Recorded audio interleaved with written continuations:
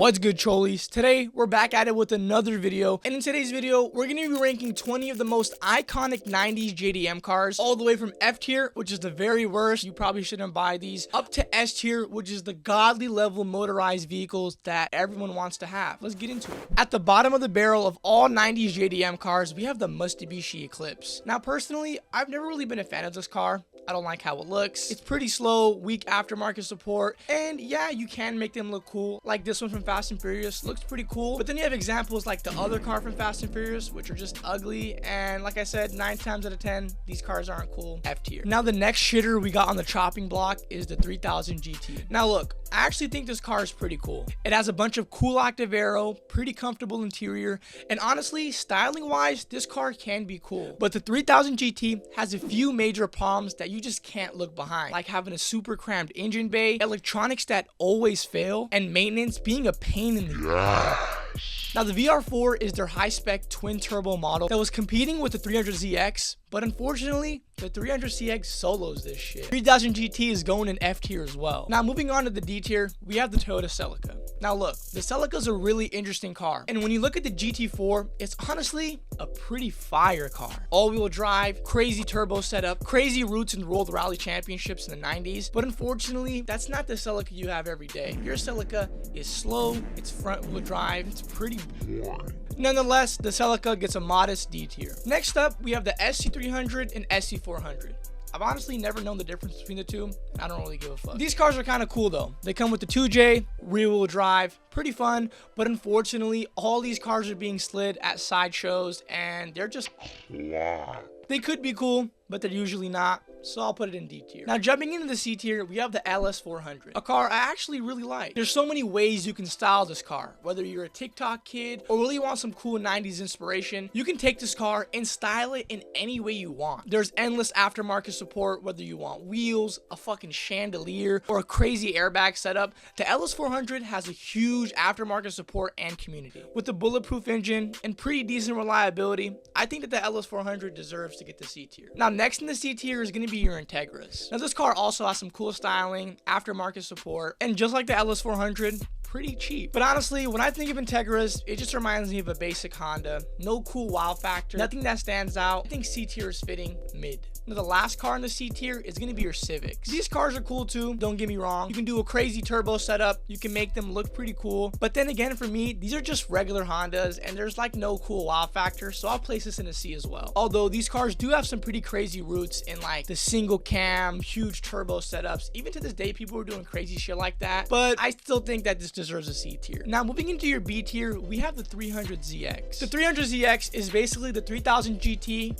but just better in every single way. It's just another 90s car that's way ahead of its time, being notorious for being one of the most technologically advanced 90s car, as well as one of the most annoying cars to work on. If you guys didn't know, the actual engine bay of the 300ZX was designed by a computer, so this shit is just super crammed, horrible to work on, but you can't deny that this shit is The cool factor of this car easily makes it a C tier. Now next up in the B tier, we have your Miatas, and these cars are solid. Off-roading, drifting, time attack, these cars can really do anything, and that's why Miatas are so cool, because honestly, if you just pick one of these up for relatively cheap, you can make it into really anything you want, and that's why I think it deserves the honest B tier. How I like the Miata styled are more like 90s, early 2000s, but like I said, these cars can go any route, solid engine, great support.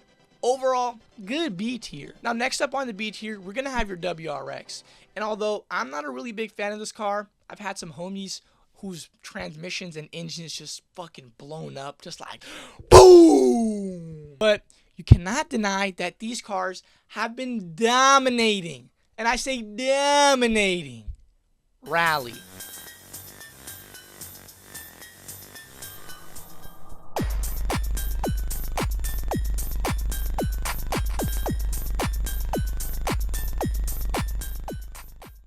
So if you do your maintenance and you take care of your WRX, honestly, maybe you can make it last. Cool styling. I think it deserves a B tier for everything it's went through. Now next up, we have one of the most popular JDM cars, and we have your E36.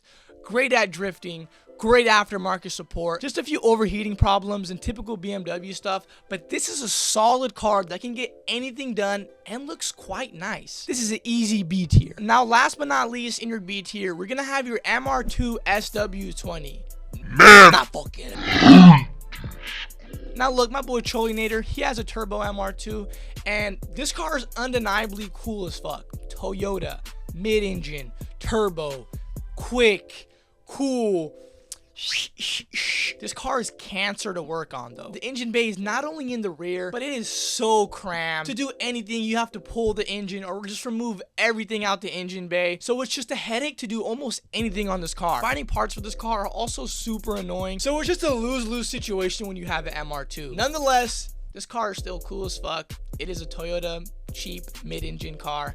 So I think B tier is perfect for it. Now moving up to our A tier, we have the S2K. The S2K is a great car. Cool Honda, revs to 9,000, crazy support, looks super cool. Undeniably, this car is just cool as fuck. If you hate a S2K, I low-key hate you, you feel me? This is an unhateable car. A tier is where it belongs. It's not quite pushing into S tier, but it's still cool enough to hold its place respectively into A tier. Now next up, we have the Mitsubishi Evo. I love this car. This car is one of the best rally cars out there. It looks so cool. I think the Evo is like top 3 looks wise. And the engine in this car is also crazy as fuck. The issue with the Evo though is they're rare and they're pricey, but they are worth the price. That's why I think A tier is pretty solid for the Evo, because it is expensive, but it is worth it.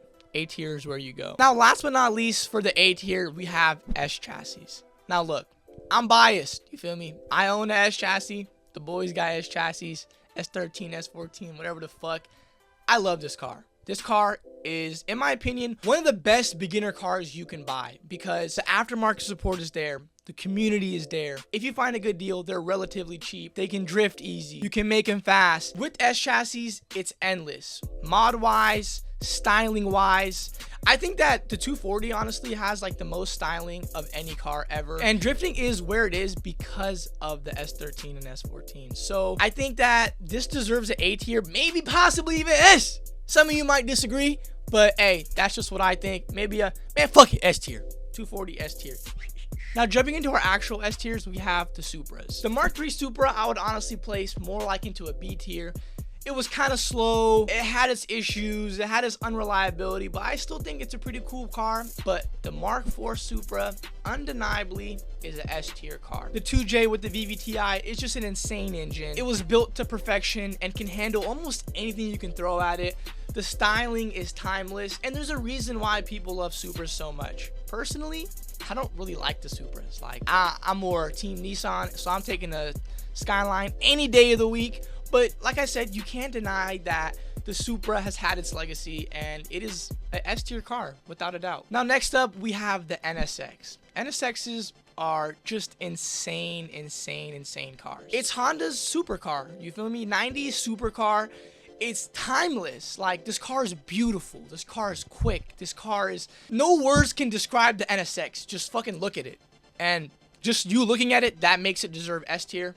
Done. The RX-7 is up next. FD and FC, I believe, honestly, deserve an S tier spot. These cars are really cool, look very nice, have endless support and options, and although the stupid rotary can be unreliable, if you do take care of your shit, you do buy oil in large quantities, you should be okay.